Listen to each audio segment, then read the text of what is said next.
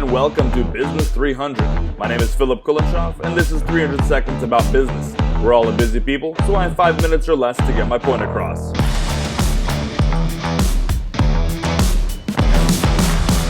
"300 seconds is not a big step to make, but seconds do compound. I think it's more than safe to assume that most people have more aspirations than actions. It's normal. And what beats both of those things are books and lectures trying to encourage people to keep their rear in the seat in order to do the thing. All of that is good. Aspiration, action, and connecting the two. There are of course different reasons why somebody doesn't act on what they aspire towards. I've been searching for the one solution and haven't found it yet. So I don't have the solution for aligning aspirations and actions, but I do have a solution. Actually, it's even less than that. I don't have a solution. I have an approach for you to consider. Aspirations come in the form of realized results. We want to have accomplished something and be partaking in the fruit of that accomplishment. Have our business be a certain size, have attained a bigger level of income, be able to devote time to an area of our choosing, or be involved in doing the work we care most about.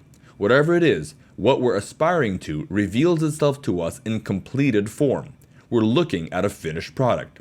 But then we see where we currently are, our current business size, income, time allocation. And in comparison to our current reality, the huge mound of aspirations looks like a pile of BS. Sure, it'd be great if, but the how beats us down every time. How keeps the if from becoming a when. It'd be great if we had it, but how to get there isn't clear, which makes the whole thing daunting and overwhelming. So we drop the aspiration and leave it drifting in the world of hypotheticals. What we need to accept, though, is that big dreams and long-term objectives demand small steps.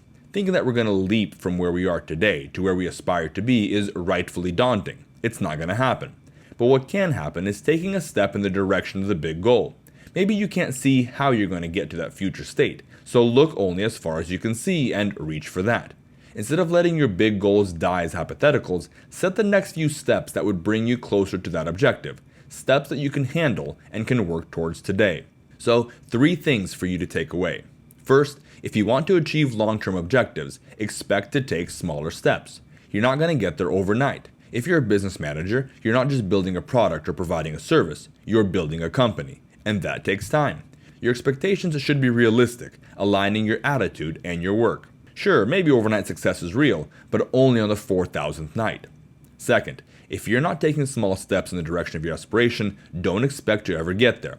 If you're waiting for a big break, you might as well start digging a grave for your goals and objectives. Waiting for the planets to align is not what's going to get you there. Little by little is the way. Wealth gained hastily will dwindle, but whoever gathers little by little will increase it. And third, the smaller steps you'll be taking are not always going to be direct steps forward. Sometimes you might need a sidestep in order to get to level ground.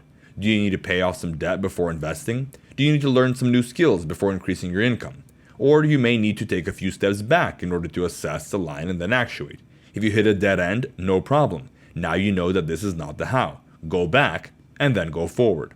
If you're taking smaller steps frequently, you can learn from your mistakes without too drastic of consequences. Fail fast, fail forward.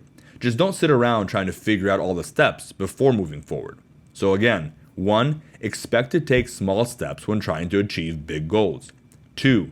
If you're not taking steps, don't expect to ever reach your goal.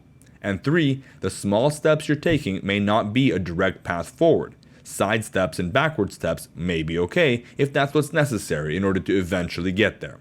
Look only as far as you can see and keep walking forward one step at a time. Big goals demand small steps.